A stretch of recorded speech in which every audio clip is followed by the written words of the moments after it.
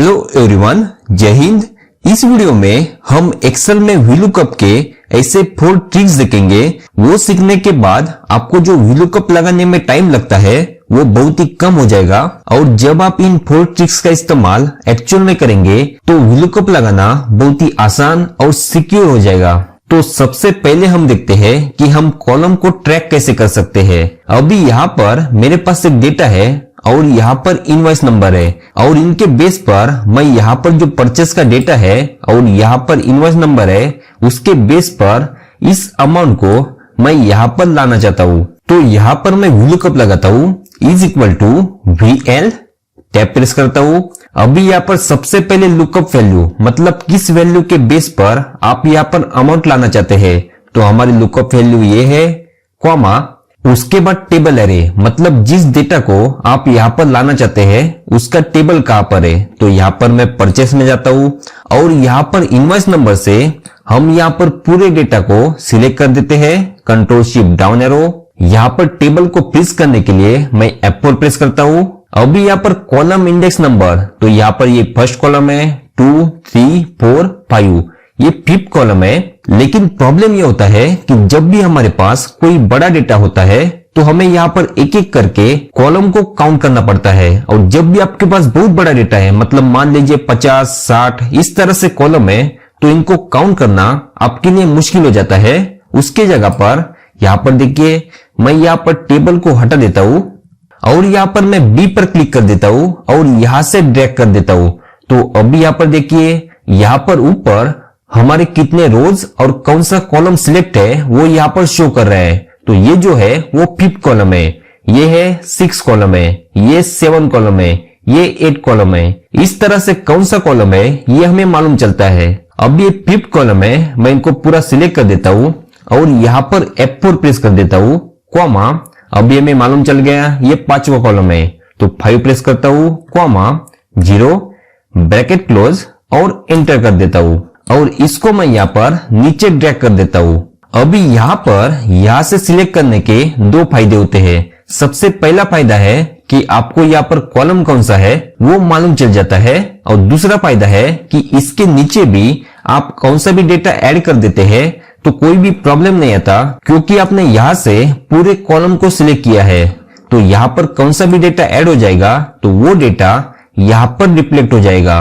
अभी second example में हम देखते हैं कि हम टेबल एरे को हार्ड कोड में कैसे कन्वर्ट कर सकते हैं। मतलब यहाँ पर हमारी रिक्वायरमेंट ये है कि यहाँ पर हम VLOOKUP लगाना है और बाद में ये जो टेबल एरे है मतलब अभी यहाँ पर है लेकिन वो और कहीं पर भी हो सकता है तो उसको हमें डिलीट करना है।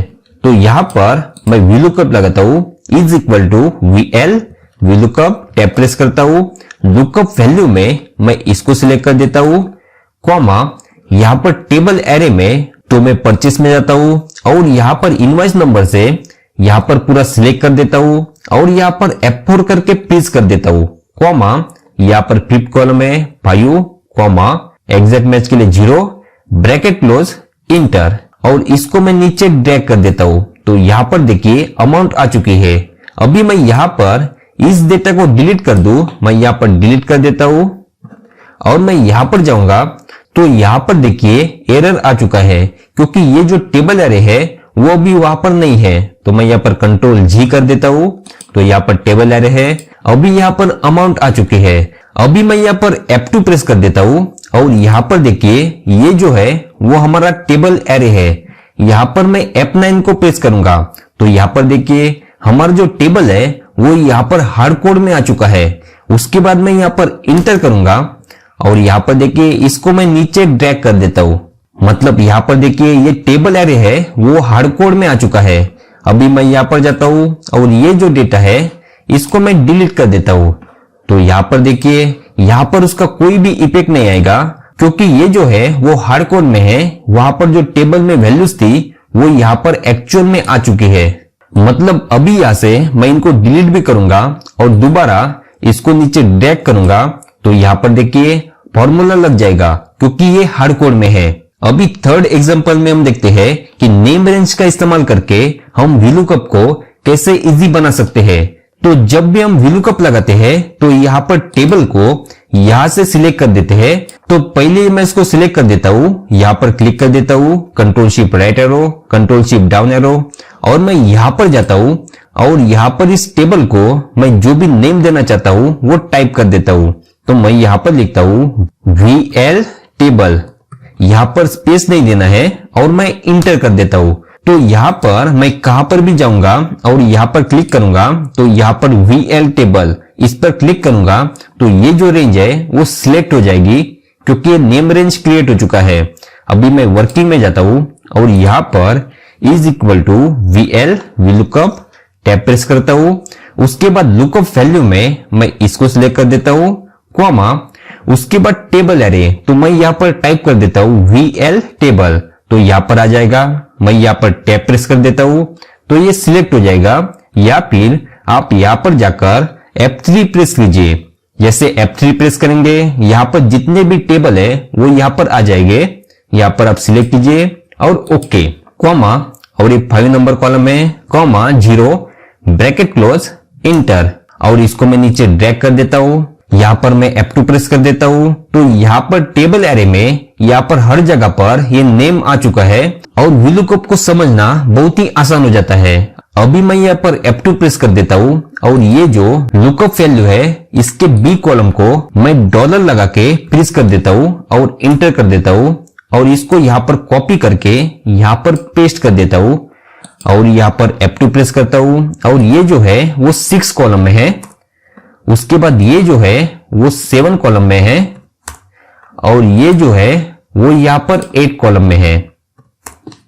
अभी यहां पर इसको ड्रैग कर देता हूं, इसको भी ड्रैग कर देता हूं और इसको भी यहां पर ड्रैग कर देता हूं। यहां पर F2 प्रेस कर देता हूं तो यहां पर जो टेबल है वो यहां पर भी सही से काम कर रहा है।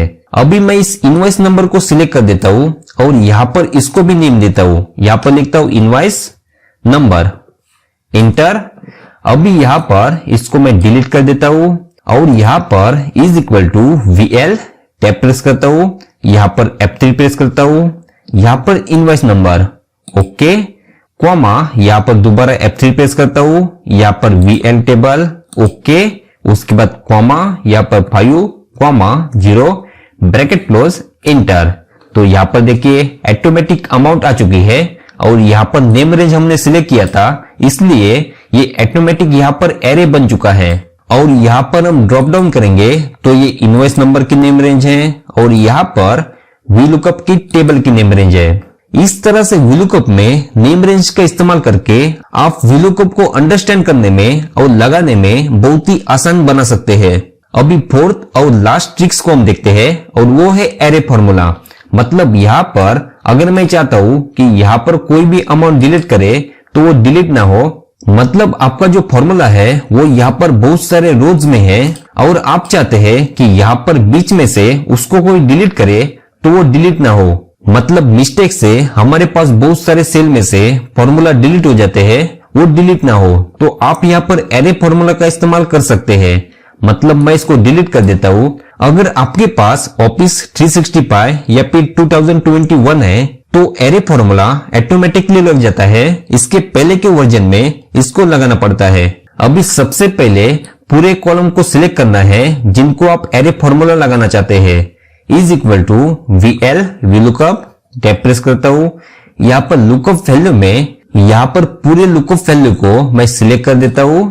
टेबल एरे में मैं यहाँ पर VL टेबल इसको सिलेक्ट कर देता हूं या फिर आप मैनुअली भी सिलेक्ट कर सकते हैं, कॉमा 5 कॉमा 0 ब्रैकेट क्लोज, और मैं यहाँ पर इंटर प्रेस नहीं करूंगा, मैं यहाँ पर कंट्रोल शिफ्ट इंटर प्रेस करूंगा। तो यहाँ पर देखिए फॉर्मूला आ चुके हैं, लेकिन यहाँ पर आप देखेंगे तो फॉर्मूला के पहले और लास्ट में यहाँ पर कर्ली ब्रैकेट आ चुका है। यहाँ पर मैं F2 प्रेस करूंगा तो यहाँ पर हमें कर्ली ब्रैकेट शो नहीं करेगा, लेकिन यहाँ पर फॉर्मूला बार में हमें ये शो करेगा और आप इसको मैनुअली नहीं लगा सकते। यहाँ पर कंट्रोल शिफ्ट इंटर जब आप प्रेस करेंगे तो ये ऑटोमेटिक लग जाएगा। और इसकी खासियत ये है कि आप यहाँ पर किसी भी वैल्यू को डिलीट करेंगे तो यहाँ पर देखिए you can't change part of an array, मतलब ये एरे है और यहाँ पर बीच में से आप इसको डिलीट नहीं कर सकते और अगर आपको डिलीट करना है तो इसको पूरा एरे को सिलेक्ट करना पड़ेगा और यहाँ पर डिलीट करना पड़ेगा, तभी ये डिलीट होगा। इसका फायदा ये होता है कि आपकी एक्सेल शीट कोई और लोग यूज कर रहे हैं और जिनको ज्यादा नॉलेज नहीं है तो उनसे यहाँ पर कोई भी फॉर्मूला डिलीट हो सकता है। तो अगर एरे फॉर्मूला है तो आप इससे बच सकते हैं। अभी जो हम VLOOKUP के ट्रिक्स देखने वाले हैं, अगर उनमें से कोई नई ट्रिक्स है तो आप जरूर कमेंट कीजिए और आपको कौन सी ट्रिक्स सबसे यूजफुल लगी वो भी कमेंट करके बताइए। Thank you everyone. अगर ये वीडियो आपको यूजफुल लगा है तो जरूर कमेंट कीजिए और वीडियो को लाइक कीजिए और चैनल को सब्सक्राइब करना मत भूलिए। Thank you.